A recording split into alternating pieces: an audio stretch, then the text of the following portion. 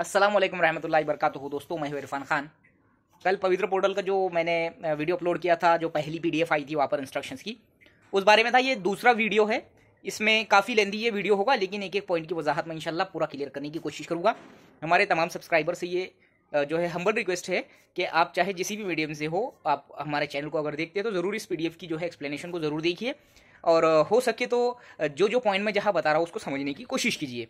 जहाँ जरूरी होगा वही पॉइंट मैं एक्सप्लेन करूंगा। 24 पेज की जो पीडीएफ है उसको मैं पीडीएफ के ही तौर पर यहाँ पर मोबाइल में ही एक्सप्लेन करूंगा, क्योंकि अपने पास जो कंप्यूटर या लैपटॉप जैसे सोर्सेस नहीं है, लेकिन अच्छे तरीके से एक्सप्लेन करने की कोशिश करूंगा। आज का ये वीडियो हम शुरू करते हैं। ये दूसरा वीडियो नए इंस्ट्रक्शंस के बारे में। चलिए शुरू करते हैं। और शॉर्ट्स वीडियो की जो सीरीज है वो भी हमने शुरू की है, उसमें आपकी टाइम की बचत होगी, इसलिए मैंने वो शॉर्ट की जो है सीरीज शुरू किया हूँ। बहुत से शॉर्ट्स वीडियो मैं अपलोड करूंगा इंशाल्लाह। अपना एक टारगेट है कि आप लोगों के ज्वाइनिंग तक जो है आपको ये चीजें प्रोवाइड करना, ताकि सहूलियत हो सके। चलिए शुरू करते हैं आज का ये वीडियो। पवित्र पोर्टल के रजिस्ट्रेशन से मुतालिक, सेल्फ सर्टिफिकेशन से मुतालिक आने वाली अगली हिदायत का एक्सप्लेनेशन। आप आपकी स्क्रीन पर देख रहे हैं सामने सूचना के बारे में, जिसमें पहली, दूसरी, तीसरी, चौथी ये जो सूचना है ये कॉमन सूचना है जो हम कल देखे थे। इसमें कुछ विशेष बात नहीं है। और जो आप 5वें नंबर पर अगर आप पॉइंट आउट करेंगे यहाँ पर, तो यहाँ से हम सूचना को जो है एक्सप्लेन करने की कोशिश करेंगे। ये 5वें पॉइंट का मतलब है कि जो भी 2,16,000 जो स्टूडेंट्स बैठे थे उनको सेल्फ सर्टिफिकेशन की जो है सुविधा देने में आ गई है, और उनकी शिक्षण सेवक या शिक्षक जो है पोस्ट पर जाने के लिए इसमें उनको सहभागी होना ज़रूरी है, जैसा कि आप यहाँ देख रहे हैं। नेक्स्ट पॉइंट देखेंगे हम। छठे पॉइंट में आप देख रहे हैं, छठे पॉइंट का मतलब ऐसा है कि सबसे पहले आपने रजिस्ट्रेशन की नोंदनी जो है, रजिस्ट्रेशन वहाँ पर करना ज़रूरी है, यानी नोंदनी करना ज़रूरी है। अब जो है जो आप नोंदनी करेंगे तो सबसे पहले उसने कहा है कि आपको जो रजिस्ट्रेशन जो नंबर लेना है, सबसे पहले आपको आपका वहाँ पर रोल नंबर डालना है टैट का, और जो भी आपका जो मोबाइल नंबर है वो आपको डालना ज़रूरी है। छठे पॉइंट का मतलब है। सातवां जो पॉइंट है, जो 7वें पॉइंट के एक्सप्लेनेशन में बताने की कोशिश करूँगा कि जो आप इस पद भर्ती में जो शामिल हो रहे हैं तो उसकी टोटल जो है आपके क्लास के हिसाब से, आपके सब्जेक्ट के हिसाब से, आपके आरक्षण, समांतर आरक्षण और व्यवस्थापन निहाय, यानी जिला परिषद, नगर पालिका, मनपा, प्राइवेट, इसके हिसाब से वैकेंसीज बताने वाला तख्ता जो है ये पवित्र पोर्टल पर अपलोड किया जाएगा। बहुत सी चीज़ें वो है जो मैंने कई बार वीडियोज़ में बता दिया हूँ। 7वें पॉइंट का ये मतलब था। पॉइंट नंबर 8 देखेंगे हम। जो स्थानिक स्वराज्य संस्था है, यानी जिसको हम जिला परिषद, नगर पालिका, महानगर पालिका और कटक मंडल कहते हैं गवर्नमेंट के, तो इनकी जब जाहिरात देंगे तो ये जाहिरात जो होगी वो एक को एक, यानी कि एक पोस्ट के लिए सिर्फ एक ही एलिजिबल होगा, यानी कि सीधी सीधी बात है, जो विदाउट इंटरव्यू होगा। यानी कि गवर्नमेंट के किसी भी इंस्टीट्यूट में इंटरव्यू नहीं होता है, आपका जो टैट का स्कोर होता है उसके बेस पर सिलेक्शन होता है। इसका ये मतलब है, एकास एक प्रमाण का मतलब। नंबर 9 का पॉइंट है, जो प्राइवेट इंस्टिट्यूशन्स के बारे में है, उनके बारे में ऐसा बताया गया है, कोणी मराठी माध्यम जर माझा सबस्क्रायबर आहे आणि ते हा व्हिडिओ बघत असेल तर त्यांच्यासाठी असा आहे की मी यापूर्वी प्रत्येक व्हिडिओमध्ये तुम्हाला एक्सप्लेनेशन, स्पष्टीकरण दिला होता की मुलाखतीशिवाय या पर्यायासाठी, म्हणजे 100% अनुदानित असो की कोणताही अनुदानित असो, ते जर विदाउट इंटरव्ह्यू म्हणजे मुलाखतीशिवाय फक्त टेटच्या मार्कनुसार तुमची नियुक्ती जे जर करणार आहे ती संस्था, तर तुम्हाला सेम टू सेम प्रोसेस जिल्हा परिषद, नगरपालिका, मनपा सारखी फक्त टेटच्या जे गुणांच्या आधारे, म्हणजे टेटच्या मार्क्स बेसिसवर तुम्हाला ते घेणार। आणि जर तुम्ही विथ इंटरव्ह्यू, म्हणजे त्या जागी जर तुम्ही सिलेक्ट झाले नाही कुठे विदाउट इंटरव्ह्यूमध्ये, ओनली टेटच्या बेसिसवर, तर तुम्हाला एकाच 3 या प्रमाणात, म्हणजे जे मुलाखतीसाठी जे तुम्हाला कोणतीही संस्था जर मिळाली तर तुम्हाला एकाच 3 या प्रमाण, म्हणजे एका जागेसाठी 3चा प्रमाण, नवीन प्रमाण लागू झालेला आहे। पूर्वी एकाच 10 होता। म्हणजे विथ इंटरव्ह्यू आणि विदाउट इंटरव्ह्यूमध्ये मी या जागी तुम्हाला पूर्ण जे एक्सप्लेनेशन दिलेलं आहे, यापूर्वी पण दिलेलं आहे, पण स्पेशली मराठी माध्यमवाल्यांसाठी हा क्लिअरिफिकेशन मी देऊ इच्छितो की तुम्हाला मुलाखतीशिवाय, म्हणजे विदाउट इंटरव्ह्यू जर तुम्हाला जे खाजगी संस्था आहे त्या जागी जर तुम्ही गेले तर सेम टू सेम तुम्हाला जिल्हा परिषद, मनपा, नगरपालिकामध्ये जे मुलाखत नसते त्या प्रकारे तुम्हाला तिथे तुमची नियुक्ती तुम्हाला मिळेल। आणि मुलाखत जर तुमची असली तर एकाच 3 प्रमाण, आणि त्यामध्ये पण तुमचा तुमचे जे टेटचे मार्क्स आहे ते तर आहेच, त्या बेसिसवर तुम्ही एकाच 3 वर जाणार। पण त्या जागी तुम्हाला जे 30 मार्क आहे इंटरव्ह्यूचे, जे संस्था तुमचा इंटरव्ह्यू घेणार, म्हणजे डेमो वगैरे XYZ जे काही घेणार ते, तर त्यावर जे डिपेंड असते तुमचा सिलेक्शन मुलाखतीसाठी। आता पॉइंट नंबर जे 10 है, पॉइंट नंबर 10 देखेंगे हम। पॉइंट नंबर 10 ऐसा पॉइंट है जहां पर मैंने हर बारी में इससे रिलेटेड तुमको बताया हूं, हर वीडियो में, कम से कम पिछले 150 वीडियो में, पिछले 2 साल से मैं बता रहा हूं कि आपकी जो लास्ट डेडलाइन थी टैट का फॉर्म भरने की वो थी 12/2/2023। इसके बाद का कोई भी एजुकेशनल क्वालिफिकेशन, बात पे गौर करो, एजुकेशनल क्वालिफिकेशन तुम्हारा कोई भी 12 फरवरी 2023 के बाद अगर हुआ होगा तो वो एक्सेप्टेबल नहीं है। इसके लिए मैंने कई बार रेफरेंस दिया था कि 30 नवंबर 2017 ये डेडलाइन दी गई थी पुरानी भर्ती में, क्योंकि ये उसकी जो है लास्ट डेट थी उस टाइम की। तो ये बात को जहन में रखो, तुम जानबूझकर जो है वो सवाल पूछकर कंफ्यूज करते हैं और क्वेश्चन को क्रॉस करने की कोशिश करते। 12/2/2023 असा होता अर्ज सादर करण्याची अंतिम तारीख, त्यामुळे या चाचणीसाठी सर्व संबंधित उमेदवारांची शैक्षणिक व व्यावसायिक अर्हता 12/2/2023 अखेरपर्यंत धारण करने अनिवार्य आहे। ये पॉइंट मैं हमेशा से मेरे वीडियो में ये बातें बताता आया हूँ। कोई भी हो फिर वो चाहे आपकी शैक्षणिक हो या व्यावसायिक। शैक्षणिक यानी ये जो आप इधर करते हैं BA MA BSc MSc वगैरह, और व्यावसायिक यानी जो आप D.Ed B.Ed M.Ed करते हैं वो चीज़ें, ये तमाम चीज़ें 12 फरवरी 2023 से पहले की ही चाहिए। ये पॉइंट है वो मेन। उसके बाद में यहाँ पर देखो, जैसा कि बार बार ये सवाल आ रहा था, तो CTET 2022 वालों को जो है यहाँ रेफरेंस दिया है उसने, इस रेफरेंस के तहत उनको जो है यहाँ पर डिसेंबर 2000 झालेल्या उमेदवार सदर अर्हता विचारात घेतली जाईल। यानी कि इनके लिए ये बात कही गई है कि इनको जो भी इनका जो मामला था वो क्लियर होने के बाद में ये ऐसी यहाँ पर इंस्ट्रक्शन आई है कि आपको की जो अर्हता मानी जाएंगी, क्योंकि ये मसला चल रहा था, जो भी कॉम्प्लिकेशंस चल रहे थे, तो उस मसले का हवाला देकर उन्होंने कहा है कि उनको चांस दिया था और उनका रिजल्ट 10/4/2023 को आया था, इसलिए उनकी जो भी अर्हता है वो एक्सेप्ट कर ली जाएंगी CTET की सिर्फ। पॉइंट नंबर 11 को एक्सप्लेन करने की कोशिश करूंगा मैं यहाँ पर। मोस्ट इंपॉर्टेंट पॉइंट है पॉइंट नंबर 11, जहन में रखो। पॉइंट नंबर 11 को मैं एक्सप्लेन करने की कोशिश कर रहा हूं यहाँ पर। ये वाला पॉइंट आप जहन में रखो। जैसा कि मैंने कहा अभी फिलहाल में कि तुमने 12/2/2023 से पहले जितना तुम्हारा एजुकेशनल और प्रोफेशनल क्वालिफिकेशन कंप्लीट होगा उसी के बेसिस पर तुमको प्रेफरेंसेस मिलेंगे। ये बात बार बार पूछो मत कि मेरा अभी ग्रेजुएशन हुआ, मेरा पोस्ट ग्रेजुएशन हुआ। तुम्हारा रिजल्ट अगर 12/2/2023 के पहले रिजल्ट आ गया, भले ही डिग्री नहीं आई हो, तुम्हारा रिजल्ट आ गया, यानी कि रिजल्ट इशू डेट आ गई, मतलब तुम क्लियर है। ये पॉइंट में साफ कर दिया गया है। लेकिन अगर तुम चाहते हैं कि हम इसके बाद का क्वालिफिकेशन डालेंगे तो वो काबिले कबूल नहीं रहेगा और प्रेफरन्सेस सिर्फ 12/2/2023 अखेरपर्यंत धारण केलेली अर्हता विचारात घेऊन जाहिरातीतील आरक्षण, तुम्हारी क्लास, तुम्हारे सब्जेक्ट, तुम्हारा प्रोफेशनल और एजुकेशनल क्वालिफिकेशन, ये सब सिर्फ 12/2/2023 से पहले का ही देखा जाएगा। और लॉक प्रेफरेंसेस की जो यानी प्रेफरेंसेस जो दिए जाएंगे सिर्फ उसी के बेसिस पे दिए जाएंगे, ना कि तुमने बोलेंगे कि हमारी इतनी बढ़ गई क्वालिफिकेशन, आप डालना क्या, तो नहीं। रही बात MSc-IT की, तो मैं क्लियर करता चलूँ, वो आगे पॉइंट दिया हुआ है, मैंने जैसा बोला था वो आगे मैं क्लियर करूंगा। MSc-IT को लेके बिल्कुल भी टेंशन लेने की जरूरत है अगर तुम्हारे पास नहीं भी है तो। पॉइंट नंबर 13 को मैं एक्सप्लेन करने की कोशिश करूंगा यहाँ पर, 12 को, ये यहाँ पर, ये है पॉइंट नंबर 12। अब यहाँ पर जो तुम्हारा आरक्षण और यता और विषय और तुम्हारा जो भी लॉक प्रेफरेंसेस करेंगे, तो इनका सब एकत्रित विचार करूँ गुणवत्तेनुसार, यानी कि तुम्हारी एक जनरल मेरिट लिस्ट जो तैयार की जाएंगी तुम्हारे प्रेफरेंसेस लॉक करने के बाद में, वो सबका विचार किया जाएगा। यानी कि तुम्हारा आरक्षण, तुम्हारा समांतर आरक्षण, तुम्हारा सब्जेक्ट, तुम उसमें एलिजिबल है क्या, तुम उसमें एलिजिबल नहीं है क्या, ये देखा जाएगा। तुम 12 फरवरी 2023 से पहले वो चीज पास थे तो ही वो तुमको प्रेफरेंस देगा, अदरवाइज प्रेफरेंसेस नहीं देगा उस चीज के। 12/2/2023 से पहले अगर तुम्हारा कोई भी रिजल्ट आ गया होगा तो चलता, अदरवाइज तुम्हारे डिग्री वगैरह बाद में आएंगी तो उसको एक्सक्यूज रहता है। नेक्स्ट देखेंगे हम 13वां पॉइंट। यहाँ पर छोटी स्क्रीन है, जरा आप गौर जरा इससे कीजिए।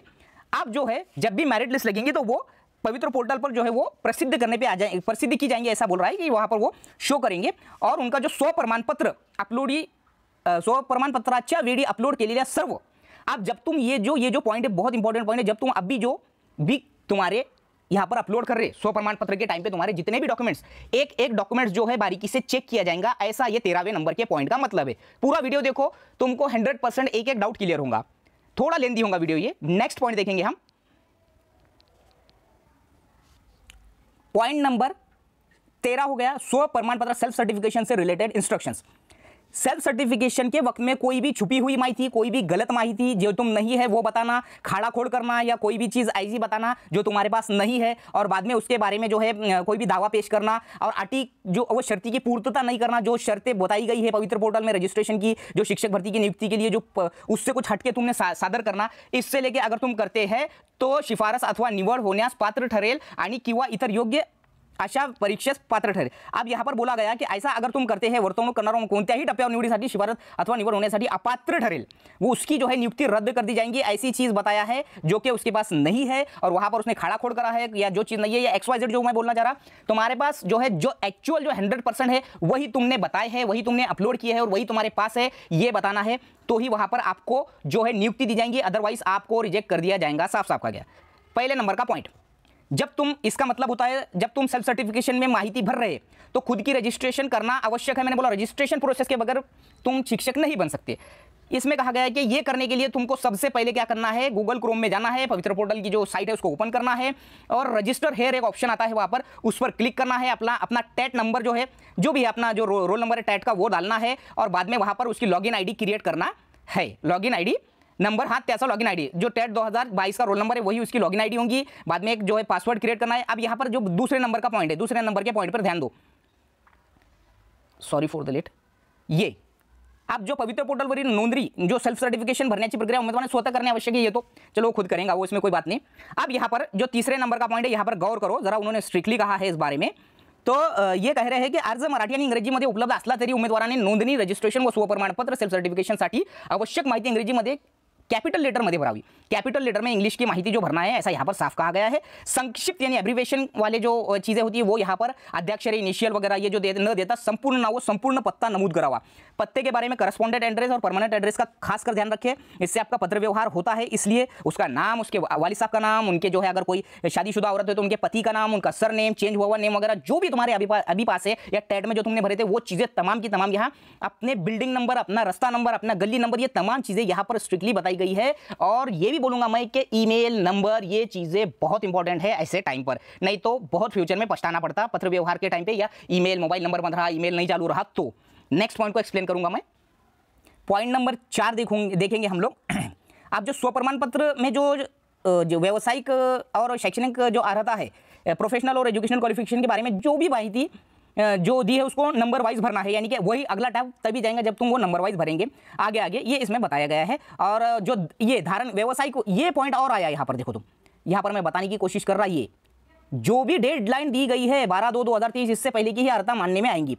अब यहाँ पर जो मैंने दिसंबर 2022 के सीटीटी वालों का जो जिक्र किया, यहाँ पर वो भी बताया गया है। तो जो इनके बारे में बताया गया, इनको विचारात, सीटीटी ही परीक्षा उत्तीर्ण झाले उमेदवारांची सदर अर्हता विचारात, यानी कि जो उनका रिजल्ट लेट आया था इसलिए उनकी जो अर्हता है सीटीटी पास की उतना ही उनको एक्सक्यूज दिया गया है, यानी कि वो 30/4/2023 को रिजल्ट आया था इसलिए उनको रजिस्ट्रेशन का चांस दिया गया, इसलिए वो एक्सक्यूज दिया गया उनको। अब यहाँ पर छठा पॉइंट, जो भी कैंडिडेट का, इसका मतलब है कि जो भी कैंडिडेट का कोई रिजल्ट अगर रुका हुआ है और उसका रिजल्ट जो है 12/2/2023 के बाद अगर आया है, देखो 12/2/2023 के पहले तुम्हारा रिजल्ट आ गया, भले ही तुम्हारी डिग्री वगैरह वो बाद में आओ, ये चीज तुम्हारा रिजल्ट उसके पहले आना कंपल्शन है। अब इससे मुतालिक बिल्कुल भी सवाल मत करो, 12/2/2023 से पहले तुम्हारा रिजल्ट आना कंपल्शन है। 7वां पॉइंट, अब यहां पर 7वें पॉइंट में बोल रहा वो कि उम्मीदवार ने पत्र व्यवहार का जो भी पत्ता रहेगा वो इंग्लिश में अचूक, यानी कि एकदम एक्यूरेट तंतोतंत भरना है। अगर पॉइंट 8 की मैं वजाहत करने की कोशिश करूं, पॉइंट 8 में बता रहा है वो कि तुम जिस चीज़ के लिए यहाँ पर जो है बोल रहे हैं कि ये जगह से हम अप्लाई कर रहे हैं, ये आरक्षण में, ये समांतर आरक्षण में, जो भी यहाँ सामने नाम दिख रहे, इतने पढ़ के दिखाने में बहुत टाइम जाएगा। जो भी यहाँ पर दिखा जा रहा है, अगर तुम बोल रहे कि तुम ये है, अगर तुमने बोल दिया और तुम्हारा उसमें सिलेक्शन हो गया और तुमने बाद में बोले नहीं मैं तो ये था ही नहीं, तो ये चीज़ काबिले कबूल नहीं रहेंगी। इसलिए जो भी तुम स्व प्रमाण पत्र सेल्फ सर्टिफिकेशन कर रहे हैं उसमें पहले नंबर पर तुम ये देखो कि हमने जो भी भरा है वो क्लियर है क्या, तुमने जो आरक्षण, जो समांतर आरक्षण, जो तुमने चीजें वहां पर उल्लेख की वो तुम्हारे पास है क्या, अगर नहीं है तो तुम्हारी नियुक्ति किसी भी टाइम पर रद्द कर दी जाएंगी, ऐसा साफ वहां पर बोला जाता है। पॉइंट नंबर 9 की बात कर रहा हूं मैं कि ये जो हुई थी, ये जब 2022 टैट की जो फॉर्म भरे गए थे तो उन्होंने ऐसा बताया है कि हर जो चीज समांतर आरक्षण, प्रवर्ग वगैरह उन्होंने उनके नमूद कर लिए है। कहां पर? उस टैट के फॉर्म में। महाराष्ट्र राज्य परीक्षा परिषद पुणे यांच्याकडील सदर चाचणीचा सुधारित अधिसूचना 7/2/2023 को उम्मीदवार के आवश्यक कागजपत्र प्राप्त करण्यासाठी 31/3। अब देखो, जो तुम पूछते ना जनरली, आमतौर पे मैंने तुमको बोला था, अक्सर जो बोलता हूं मैं कि समांतर आरक्षण या कोई भी चीज तुम्हारी जो रिलेटेड, मैं बोल रहा हूं एजुकेशनल डॉक्यूमेंट की मैंने डेडलाइन बता दिया, लेकिन यहाँ तुम्हारा जो आरक्षण है, आरक्षण की डेडलाइन के जो बताए थे उन्होंने बाद में चेंज करे थे। पहले 12/2/2023 बोले थे, 7/2/2023, अब बोले कि बाद में से बोले थे कि 31/3/2023 के पहले। अब तुम पूछ रहे ईडब्ल्यूएस सर्टिफिकेट, ये तारीख का 31 मार्च 2023 से पहले का कोई भी कास्ट सर्टिफिकेट, ईडब्ल्यू सर्टिफिकेट, महिला प्रमाण पत्र सर्टिफिकेट, नॉन कर्मेलियर, ये टोटल चीजें 31/3/2023 से पहले की ही होना। 1 अप्रैल को हमने रिन्यू करना, 1 अप्रैल आ गया वो एक्सपायर हो गया। तुमको मैं हजारों बार बोल रहा था, यहां पर खुद गवर्नमेंट बोल रही है कि 31/3/2023 के पहले, क्योंकि अपनी टैट जब हुई थी तो तुमको करना यह है कि 31/3/2023 से पहले के ही तुम्हारा कोई भी तुम्हारी कास्ट सर्टिफिकेट, तुम्हारी जो है क्या बोलते हैं उसको, ईडब्ल्यूएस सर्टिफिकेट, महिला आरक्षण सर्टिफिकेट, तुम्हारा नॉन कर्मेलियर, ये चीजें 31/3 से पहले की ही होना, उसके बाद की नहीं जमती। बार बार पूछो मत, ठीक है? यहाँ पॉइंट क्लियर है। अगला पॉइंट देखेंगे हम, 18वां नंबर, सॉरी मैंने 18वें नंबर का बोल दिया, 31/3/2023 2023 से पहले के तुम्हारे पूरा जो है आरक्षण के सर्टिफिकेट होना जरुरी आहे. आरक्षण कागदपत्रे प्राप्त असल्यास प्रवर्ग व समांतर आरक्षण विषयक बदल करता येतील. ज्या उमेदवारांनी शिक्षक अभियोग्यता व बुद्धिमत्ता चाचणी 2022 में दिव्यांगाचा दावा केला है, यानी कि जिन्होंने दिव्यांग का दावा किया है उनके लिए जो है त्यांच्या दिव्यांगत्वाचा कोणतीही कारणास्तव बदल करता येणार नाही. जिन्होंने दिव्यांग का दावा किया है उनके लिए कोई भी टाइप का जो है यहाँ पर बदल करते आएगा नहीं. पॉइंट नंबर 10, आरक्षित प्रवर्गाचा दावा करणाऱ्या उमेदवार, अब जो अगर आरक्षण में है, अगर आप कोई भी आरक्षण में है, ओपन छोड़ के और ईडब्ल्यूएस छोड़ के आरक्षित प्रवर्गाचा दावा करना है, अगर तुम आरक्षण से दावा कर रहे हैं, सिर्फ किसको छोड़कर, अनुसूचित जाति, एससी एसटी और ईडब्ल्यूएस, एससी एसटी और ईडब्ल्यूएस, ये 3 लोगों को छोड़ के बाकी सबको नॉन क्रिमिनल प्राप्त करने आवश्यक है. बार बार तुमको मैंने बोला था ये बात, और वो भी नॉन क्रिमिनल 31 मार्च 2023 से पहले का ही होना, अदरवाइज तुमको एक्सक्यूज नहीं मिलेगा.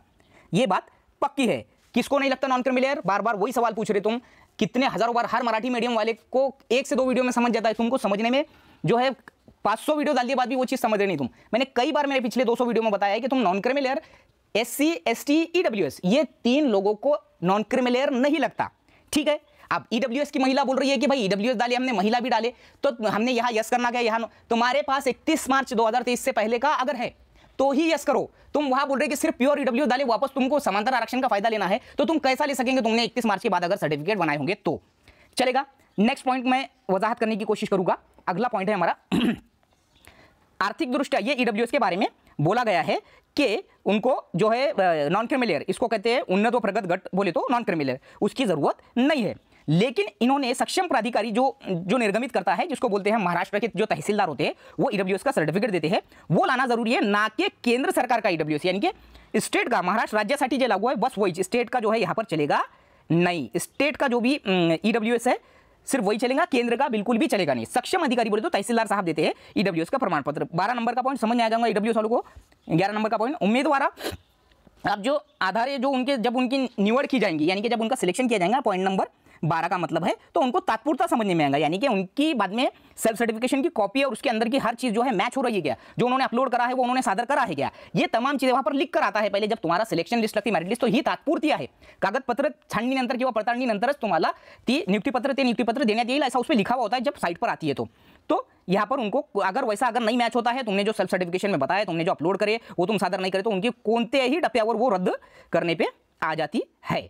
ये वो जो क्या होती है, उनकी जो निवड़ होती है वो रद्द करने में आ जाती है. आखिरी की लाइन देख रहे, ये यहाँ पर देख रहे होंगे आप, कार्रवाई पात्र ठहरेल, और उन पर कार्रवाई होंगी ऐसा बोला है अगर उन्होंने जो वहां पर दावा करे वो सादर नहीं करे तो. 13 नंबर का पॉइंट, अगर उम्मीदवार मानसिक दृष्टया पात्र असल्यास सक्षम प्राधिकारी प्रमाण करने आवश्यक है, यानी कि वो जो जिसको फिजिकली फिट है, वो ये जो है क्या बोलेंगे, जब उसका जो मेडिकल होता है फिजिकली फिट है या मानसिक दृष्टया उन्हें फिट है, ऐसा वो तो अपॉइंटमेंट के बाद की बात है. ठीक है. अगला पॉइंट हम कवर करें. अगले पॉइंट में ऐसा है, 14 नंबर के पॉइंट में ऐसी साफ साफ बात है कि किसी के भी जो है झांसे में आओ मत, किसी के भी जो है लालच में आओ मत, और कोई भी थर्ड पर्सन के इसमें आओ मत कि मैं तुमको ये करके दूंगा वो करके दूंगा, ऐसा साफ उसमें बताया गया है. तो इस चीज से बचो. नेक्स्ट पॉइंट की मैं वजाहत करूंगा यहाँ पर. पॉइंट नंबर मेरे ख्याल से 15 है. जो पवित्र पोर्टल है उसमें उन्होंने जो है माहिती भरना, जो है अचूक माहिती भरना, काळजीपूर्वक माहिती भरना, ऐसा बोला गया है. उसके बाद में निवडी संबंधित, हाँ 16वां पॉइंट देखो, मैं अक्सर तुमको बोलते रहता, बहुत फोर्सफुली बोलते रहता मैं कोई भी बात तुमको, तो यहाँ पर देखो 16वें पॉइंट की अगर मैं बात करूँ, इसमें बोल रहा है कि जब तुम ये रजिस्ट्रेशन कर लेंगे तो तुम ऐसा मत समझना कि तुम पूरा मुक्ति होगी तुम्हारी वो फिक्र से. तुमको उसकी फिक्र में रहना है, उससे अपडेट रहना है, उससे कांटेक्ट में रहना है उस साइड से. और अगर ये तुम उसके नहीं रहे, जैसा कि 2019 में 17 में रजिस्ट्रेशन को 6-6 महीने का टाइम दिया गया, लेकिन कई ऐसे लोग थे जो गफलत की नींद में सोए, वो सोते रह गए और बाद में उनको मौका नहीं मिला. जब एक बार कार्रवाई पूरी हो गई, निवड़ प्रक्रिया पूरी हो गई, उसके बाद तुम्हारा कोई भी विचार नहीं किया जाएगा, कोई भी दावा तुम कर नहीं सकेंगे. साफ उन्होंने बोल दिया है, मामला खत्म हो जाएगा. तो ये बात को ध्यान में रखो. तुम सिर्फ यूट्यूबर्स के, यानी कि कोई यूट्यूब पे बताएगा, इसके भरोसे पे ना रहते हुए खुद को एक्टिव बनाओ उस मामले में. ठीक है. यूट्यूबर अपना काम कर रहे हैं, जो भी उनको माहिती देना है लोगों को वो दे रहे हैं. ये देखेंगे हम मागासवर्गीय आरक्षण. अब ये मागासवर्गीय आरक्षण के बारे में बताया गया है, जो भी आरक्षण है ओपन के अलावा ईडब्ल्यूएस से ओबीसी वगैरह वगैरह, इसके बारे में बताया गया है कि जब वो ले रहा है कोणत्याही प्रकारच्या आरक्षणाचा लाभ केवळ महाराष्ट्र के सर्वसाधारण रहिवासी, यानी कि मैंने जैसा बोला कि अगर तुम डोमिसाइल ऑफ महाराष्ट्र है तो ही तुमको महाराष्ट्र के आरक्षण का फायदा मिलेगा, अदरवाइज वो आरक्षण तुम नहीं ले सकते. यह कायदा 1950 कलम 20 नुसार जो उन्हें बुलाए हवाला दिया है उसके बारे में, यानी कि अगर तुम महाराष्ट्र के रहवासी है तो ही तुम आरक्षण का फायदा ले सकते हैं, ऐसा उसने बोला है। अब बात आती है जो कर्नाटका का जो इलाका है, जो कंट्रोवर्शियल 865 गांव है, उनके बारे में बोला गया है कि आप लोग भी जो है कर्नाटका के तुम भी इसके लिए पात्र है, लेकिन तुम ओपन में काउंट किए जाएंगे। जो भी महाराष्ट्र के अलावा जो कर्नाटका है, कर्नाटका के जो 865 कंट्रोवर्शियल गांव है हमको पता है, तो वो इसमें सिर्फ उसी वक्त एलिजिबल होंगे, सॉरी ये सिर्फ ओपन में ही एलिजिबल होंगे, इनको कोई भी कास्ट का फायदा नहीं दिया जाएगा।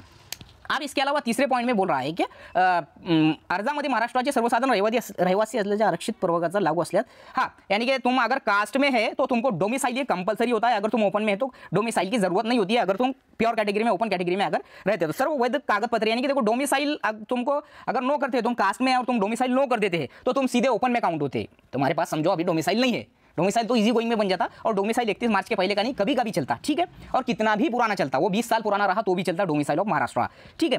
तो अगर तुम समझो किसी कास्ट से बिलोंग करते हैं तो तुमको डोमिसाइल वहां कंपलसरी है, तुम्हारा कास्ट है लेकिन डोमिसाइल तुमने नो कर दिया तो तुमको ओपन में काउंट करते हो, ये बात याद रखो। जो भी मेरा जो कैटेगरी वाला बंदा अगर कोई देख रहे हैं तुम, तो ओपन के लिए ये जरूरी नहीं है कि उसने जो है ये सादर करना चाहिए डोमिसाइल सर्टिफिकेट, और वो उनको किसी भी प्रकार का अगर उन्होंने ये पुरावा वहां पर अपलोड नहीं करे, अगर जो तुम बोल रहे हैं कि भाई तुम कास्ट में है और हमारे पास डोमिसाइल नहीं है, तुमने अपलोड नहीं करे डोमिसाइल, तो तुमको सीधे ओपन में काउंट करेंगे वो, ठीक है।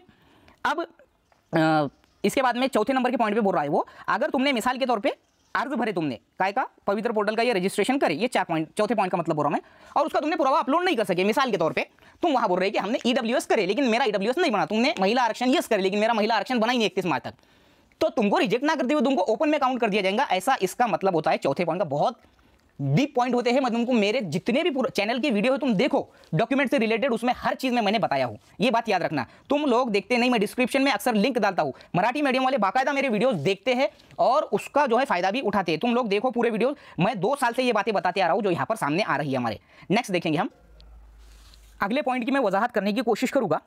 चौथे पॉइंट में वही बताया है कि वो सर्वसाधारण पद पर उनको जो है दे दिया जाता है अगर तुमने वो पेश नहीं करे तो। ईडब्ल्यूएस के बारे में ये 5वां पॉइंट अगर मैं बयान करूं, पूरा एक्सप्लेन करके बताता, EWS is only for open category, general category, जो जनरल कैटेगरी में अगर आप ओपन के अलावा कोई भी कैटेगरी से बिलोंग करते हैं, इस पॉइंट का मतलब है तो आपको आर्थिक दृष्टिया दुर्बल घटक ईडब्ल्यूएस का 10% का लाभ नहीं मिल सकता, ये साफ वहां क्लियर है।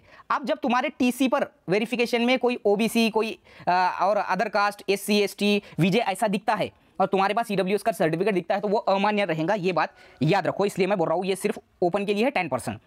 छठा पॉइंट, अब जो उसके बारे में बताया गया है कि जो भी उन्होंने प्रमाण पत्र है वो क्या बोलेंगे उसको, हमारा जो रिलेटेड तहसील होता है वहाँ के तहसीलदार साहब का जो है सर्टिफिकेट आर्थिक दृष्ट्या दुर्बल घटक का होना चाहिए। वही शिक्षण सेवांसाठी जैसा केंद्रीय सेवांचा लाभ घेणाऱ्या आर्थिक दृष्ट्या यानी कि सेंट्रल ईडब्ल्यूएस यहाँ शिक्षक पद के लिए जो है अगर वो सेंट्रल सादर करता है तो सेंट्रल का सर्टिफिकेट लागू नहीं रहेगा, उसको अपॉइंटमेंट नहीं दिया जाएगा, ये मतलब है उसका। नेक्स्ट देखेंगे हम, अब यहाँ पर बताया जा रहा है 7वें पॉइंट में, यहाँ अगर आप देखेंगे तो अधिनियम 2001 तदनंतर शासनाने या संदर्भात आदेशानुसार आरक्षण लागू राहील। इस पॉइंट में बता रहा है कि जो अदर देन जो ओपन है, यानी कि जो ईडब्ल्यूएस और ओपन के अलावा जो लोग हैं उनको वेळोवेळी जो भी मागासवर्गीय का जो आरक्षण जो लागू होगा, तो जो भी अधिनियम 2001 के हिसाब से जो शासन उस बारे में जो जीआर जारी करती है उस हिसाब से वो लागू होगा, है ना। जीआर में फेरबदल होते हैं, उसका रेफरेंस दिया गया है। नेक्स्ट पॉइंट, अगले पॉइंट की मैं वजाहत करने की कोशिश कर रहा हूं यहाँ पर। 8वें पॉइंट का मतलब है अगर तुम कास्ट से बिलोंग करते हैं, अगर तुम ओपन में नहीं है, ईडब्ल्यूएस में नहीं है और तुम किसी भी कास्ट में है तो उसकी जो पड़तालनी होगी, जो उसका जो भी होगा तुम्हारा प्रोसेस, वो ये अधिनियम के तहत होगा। और सक्षम अधिकारी से तुमने अगर वो प्रमाण पत्र सादर करे होंगे, हासिल करे होंगे, तो वो सादर करना होगा। सक्षम अधिकारी कहते हैं गवर्नमेंट के बड़े बड़े जो ऑफिसेस होते हैं उनके डिपार्टमेंट, जो भी मागासवर्गीय के जो प्रमाण पत्र देते होंगे वहाँ का, उसको कहते हैं सक्षम अधिकारी। पॉइंट नंबर 9 की मैं बात करूंगा कि यहाँ पर वो बोल रहा है, यहाँ पर वो बता रहा है 90 पॉइंट में कि जो अगर तुम जैसा कि कास्ट के लिए कंपल्शन है कि नॉन क्रिमिनल आपको सादर करना जरूरी है, नमूद करने अपलोड करने आवश्यक राहील, ये यहाँ पर प्रति उसकी त्याबाबतची वैध प्रमाणपत्र, यानी कि जो भी तुम्हारा नॉन क्रिमिनल 31 मार्च 2023 से पहले का ही चाहिए। पॉइंट नंबर 10 की मैं बात करूंगा। अब जो रहते हैं, मैंने जैसे कहा कि अनुसूचित जाति और जमाती, ये 2 लोगों के और ईडब्ल्यूएस के जो रहते हैं, ये लोगों को जो है क्या बोलेंगे, जो प्रमाण पत्र किसके, हमारे नॉन क्रिमिनल के प्रमाण पत्र जो है लागू नहीं रहते, अनुसूचित जाति और जमाती और ईडब्ल्यूएस को, बाकी सबको नॉन क्रिमिनल लागू रहता है। अब इसके बारे में 11वां पॉइंट है, महाराष्ट्रातील सर्वसाधारण रहिवासी असलेल्या स्थलांतरित मागासवर्गीय मतदारांबाबतीत शासनाकडून वेळोवेळी जारी करण्यात आलेल्या आदेशावर निर्गमित करण्यात आलेल्या तरतुदी लागू राहील। हां, जो सर्वसाधारण जो है रहिवासी है स्थलांतरित मागासवर्गीय उमेदवारांच्या बाबतीत, जो स्थलांतरित मागासवर्गीय उम्मीदवार है, यानी कि अगर वो महाराष्ट्र छोड़ के चले गया फिर वापस आया, उसने इसकी यहाँ की नागरिकता छोड़ा वगैरह, इसके बारे में एक्सप्लेनेशन है, वो उतना कुछ खास पॉइंट नहीं है। नेक्स्ट हम देखेंगे, वो मुझे एक्सप्लेन करने में थोड़ा कन्फ्यूजन हो रहा है। अगला पॉइंट है हमारा समांतर आरक्षण। जैसा आरक्षण के अलावा जो आरक्षण होता है उसको समांतर आरक्षण कहते हैं। यहाँ पर जो तुम देख रहे हैं मैंने जो राउंड किया है उसमें वो सब समांतर आरक्षण है, ये टोटल, ठीक है।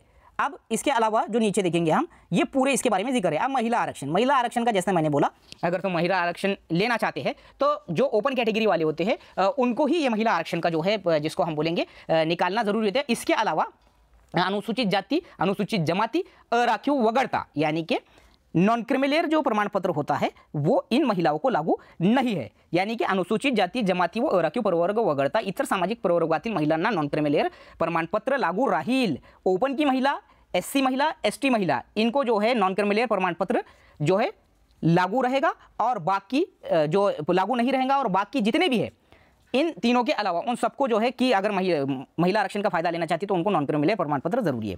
अगला पॉइंट में ये तमाम चीज़ें महिला आरक्षण से ही रिलेटेड बताई गई है। संबंधित उम्मीदवार महाराष्ट्र राज्याचा रहिवासी असावा, ये चीज़ें बता रही है। और जैसा कि मैंने बोला कि आर्थिक दृष्टया महिला, इनको भी जो है नॉन क्रिमिलेयर सादर करने की ज़रूरत नहीं है। अनुसूचित जाति जमाती, ईडब्ल्यूएस महिला, ये इनको सादर करने की ज़रूरत नहीं है। अब माजी सैनिक के भी बारे में यहाँ पर बताया है। माजी सैनिक का जो है सक्षम अधिकारी का जो भी प्रमाण पत्र होता है वो सादर करना जरूरी होता है। इनको जो भी इनका जो मिलता है वो अपलोड करना जरूरी है और वहाँ पर सादर करना जरूरी है।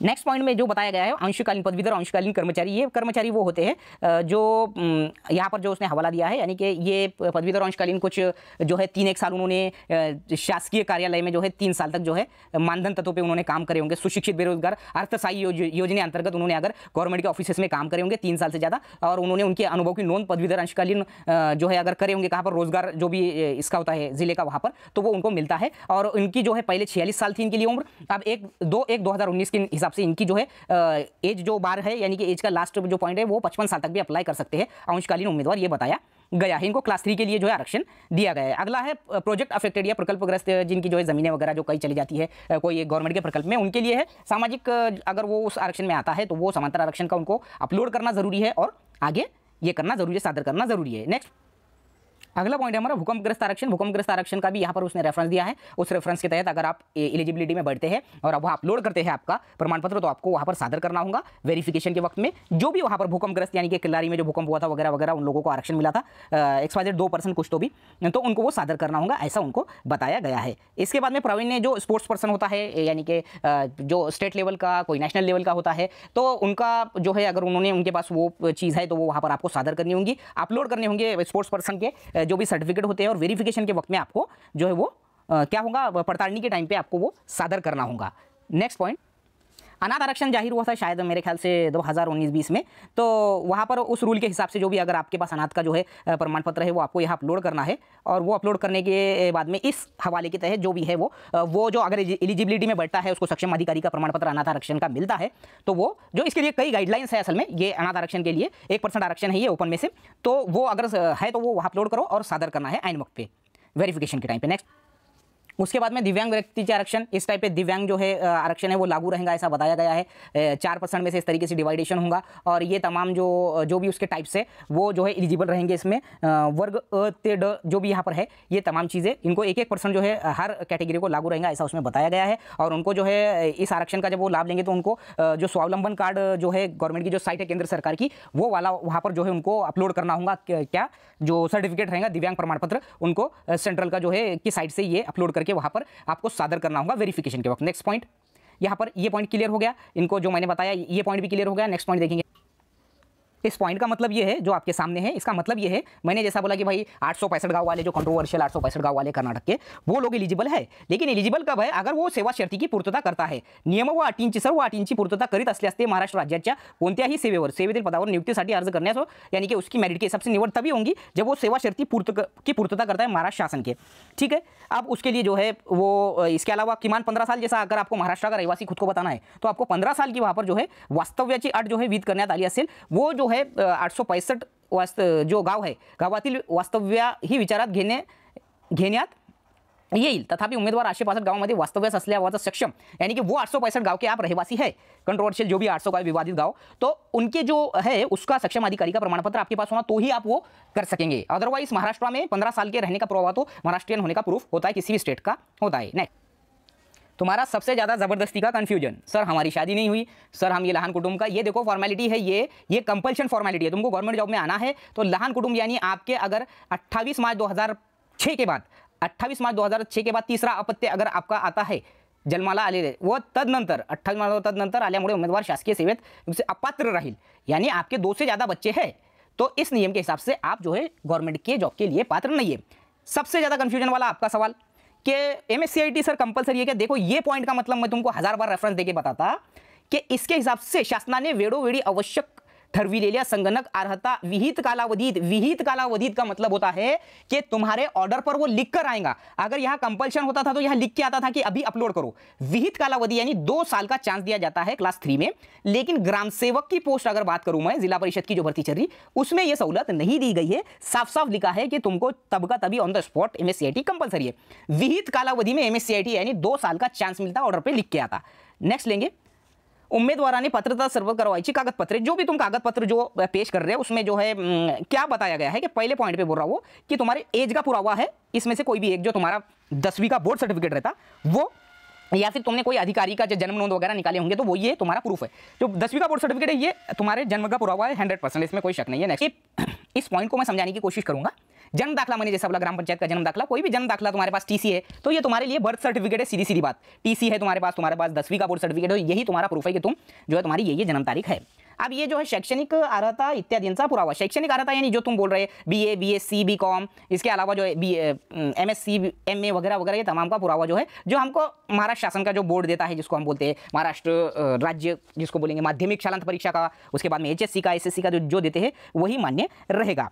इसके अलावा बात करेंगे कि जो भी तुम्हारी विद्यापीठ है जो औपचारिक उत्तीर्ण केलेल्या पदांवर परीक्षांच्या बाबतीत प्रत्येक परीक्षेच्या विद्यापीठाने जो है सक्षम अधिकाऱ्याने औपचारिकरित्या, यानी कि मैं बोल रहा हूँ तुमको प्रोविजनल जो अगर दिए होंगे तुम्हारे पास तो भी तुम अपलोड कर सकते किस चीज़ का, तुम्हारी ग्रेजुएशन और पोस्ट ग्रेजुएशन. अब यहाँ पर पॉइंट नंबर ये यहाँ पर देखो ऊ की बात कर रहा हूँ मैं, पहली से 8वीं छठी से पहली से 5वीं छठी से 8वीं 9वीं से 10वीं 11वीं 12वीं. अब इसमें जो भी रहेगा वो तुम्हारे अलग अलग पात्रता रहेंगी. जैसे पहली से 5वीं में क्या होना, D.Ed होना, यहाँ सब्जेक्ट का तो कोई सवाल ही नहीं है. छठी से 12वीं के अंदर सब्जेक्ट का सवाल है. वो बोल रहा है कि भाई छठी से 12वीं जब तुम आएंगे तो तुम्हारे को सब्जेक्ट के हिसाब से, ग्रेजुएशन के हिसाब से, तुम्हारे B.Ed के हिसाब से, 12वीं के हिसाब से जो भी वहाँ पर ग्राह्य धरेंगे, जो पात्रता रहेंगी जिस लेवल की, उस हिसाब से प्रेफरेंसेस आएंगे और वो मानी जाएंगी. ठीक है, उसके प्रमाण पत्र तुमको अपलोड करना है अगर तुम दावा करते. तो ये CGPA वगैरह जो नया सिस्टम आया परसेंटेज का, उसको निकषानुसार शेकड़ा गुण नमूद करावे. जो भी तुम्हारे जो ये होती है यूनिवर्सिटी, उसके CGPA OGPA वगैरह जो लेटर ग्रेड देते हैं उसका परसेंटेज निकालकर शेकड़ा गुण यानी कि परसेंटेज में वहाँ नोंदनी करनी है. परसेंटेज में होता है ना भाई 78% वगैरह वगैरह, तुम डालेंगे परसेंटाइल तो परसेंटाइल में नहीं करना है. ठीक है, स्टेट की TET, सेंट्रल की TET वगैरह ये तुमको आवश्यक है, इसके बगैर तो तुम्हारे अपॉइंटमेंट मिल ही नहीं सकता. अभियोग्यता और बुद्धिमत्ता चाचनी का गुणपत्रक, जैसा मैंने बोला था कि वहाँ पर बाद में बोले थे कि तुम्हारे पास अगर रिजल्ट की जेरॉक्स नहीं है तो तुम उसमें तुम्हारा नाम है जो 6 यादी आए वहाँ पर, तो वो लेकर भी तुम आवश्यक रहेगा. लेकिन कंपलसरी है, अगर तुम्हारे पास रिजल्ट नहीं है तो उमेदवाराचे नाव असलेल्या निकाल यादीतील संबंधित पृष्ठाची प्रत. ठीक है, तो ये मैंने उसी दिन बता दिया था. नेक्स्ट देखेंगे हम अगले पॉइंट में मैं बताने की कोशिश करूंगा. यहाँ पर 3 नंबर पॉइंट में मागासवर्गीय असल्याचा पुरावा जो तुम्हारे पास जो भी है वो प्रूफ जो तुम यहाँ अपलोड कर रहे हो वो वहाँ पर सादर करना होगा. अगर तुम सादर नहीं कर पाए तो तुम्हारी नियुक्ति ओपन में होंगी. अगर तुम ओपन में बैठेंगे तो, अगर तुम नॉन क्रिमिनल नहीं सादर कर पाए तो तुम्हारा जो है तुम्हारी जो है वहाँ पर नियुक्ति नहीं मिलेगी तुमको, नॉन क्रिमिनल अगर तुमने नहीं सादर कर पाए तो. पॉइंट नंबर 4 पर देखो, लेकिन मैंने बोला अनुसूचित जाति जमाती और EWS की जो भी लोग रहते या फिर जो भी महिला रहती उनको वो लागू नहीं रहता नॉन क्रिमिनल. दिव्यांग असल्याबाबत पूरा जो भी मैंने बोला वहाँ पर 40% के साथ का जो आपके पास सर्टिफिकेट होना जरूरी है स्वावलंबन कार्ड.gov.in यहाँ से. इसके अलावा माजी सैनिक, ये सब वही चीज़ें बारीक बारीक चीज़ें. महिला आरक्षण बाबतचा पुरावा जो भी डोमिसाइल और नॉन क्रिमिनल अगर मोडत असले तो, अगर समझो तुम नॉन क्रिमिनल में है यानी कि कोई कास्ट की महिला है तो उसको तो सीधी सीधी बात है उसको नॉन क्रिमिनल लगेगा. लेकिन कास्ट के महिला को कास्ट सर्टिफिकेट जो ये सॉरी रिजर्वेशन, महिला आरक्षण का रिजर्वेशन का सर्टिफिकेट नहीं लगता और नॉन क्रिमिनल जो है उनका वही प्रूफ होता है किसका, महिला आरक्षण का. लेकिन ओपन की महिला को वो चीज़ लगती है कौन सी, जिसको हम बोलेंगे महिला आरक्षण का प्रमाण पत्र. खिलाड़ूंसाठी जैसा मैंने बोला उनका जो भी जहाँ से भी उनको जो अधिकारी होते हैं जो उनका जो ऑफिस होता है वहाँ से वो लेना जरूर. सेम यही प्रकल्पग्रस्त के बारे में, सेम यही भूकंपग्रस्त के बारे में है. गैर प्रकार गैर गैर प्रकाराचे प्रयत्न, इसके बारे में जैसे मैंने शुरुआत में बोला कि अगर तुमने कोई माहिती छुपाए या फिर गलत माहिती इसमें भर के वापस सादर करने की कोशिश करे, अगर वो होगा, अगर तुम्हारी नियुक्ति हो गई, पता चला, तो तुमको निवड़ के लिए जो है अपात्र कर देंगे और तुम पर कार्रवाई करेंगे। ये जो शुरुआत में बात है वही रिपीट है। गैर प्रकार की कार्रवाई जो भी 2018-19 का मैंने पहले वीडियो में बताया, TET वाले जो थे, जिन्होंने जो है जिनके जो प्रमाण पत्र रद्द हो चुके थे, यहाँ वहाँ से रेफरेंस देकर बताया है। ये यहाँ पर वाला पॉइंट यहाँ पर देखेंगे तो वो है उन्हीं के बारे में है कि उनको डिस्क्वालीफाई कर दिया गया है और उनको यहाँ पर रेफरेंस भी दिया लास्ट में कि इस हिसाब से उनको अंदर नहीं लिया जाएगा। लास्ट पॉइंट मैं करूंगा की प्रसिद्ध झालेल्या जाहिरातीनुसार संबंधित पदासाठी उमेदवारांनी अर्ज करणे ऑनलाईन पद्धतीने प्राधान्यक्रम बने। देखो प्राधान्यक्रम लॉक करना भी बहुत जरूरी है। तुम बोलेंगे रजिस्ट्रेशन करके भी महत्वाचे बोलकर लिखा हुआ, तो वो जरूरी है। और दर्शविण्यात येत आहे उमेदवारांना नियमितपणे, जैसा मैंने बोला कि तुमको अलर्ट रहना होंगे कि प्रेफरेंसेस आए क्या, लॉक करना है क्या, हमने लॉक कर दिए क्या, लॉक करे बाद हमने उसको प्रिंट ली है क्या, वगैरह वगैरह। और ये जो भी है इसके तंतोतंत माननीय उच्च न्यायालय आदेशानुसार बदल झाले सुधार, अगर कुछ उसमें अदल बदल हुआ, आगे पीछे हुआ, कुछ कोई किसका कुछ पेंडिंग है, तो वो बाद में माननीय उच्च न्यायालय के हिसाब से आपको जो है बता दिया जाएगा, चेंज कर दिया जाएगा। ये था वीडियो, बहुत लेंथी था लेकिन बहुत काम का है। वीडियो अच्छा लगे तो लाइक कमेंट और शेयर जरूर करो, लेकिन पूरा वीडियो देखो, इससे आपका 100% फायदा होगा, एक एक डाउट क्लियर होगा। मिलेंगे अगले वीडियो में। वक्फ बोर्ड की सीरीज हमारी अभी भी जारी है। शॉर्ट वीडियो को मैं पवित्र पोर्टल के जो है शॉर्ट वीडियो के जरिए भी मैं माहिती दे रहा हूँ। वीडियो अच्छा लगे तो लाइक कमेंट शेयर करो। मेरे टोटल सब्सक्राइबर चाहे कोई भी मीडियम के हो, उर्दू, हिंदी, मराठी, इंग्लिश, बंगाली, तमाम लोग जो है आप कर सकते हैं। रही बात जो इसकी बात बताया मैंने, जो 2-3 मेन पॉइंट बताया जहाँ पर प्रेफरेंसेस लॉक वगैरह का जिक्र है, तो वो चीज़ें गौर से देखो। मिलेंगे अगले वीडियो में। अस्सलाम वालेकुम। कमेंट जरूर करके बताओ कैसा लगा वीडियो।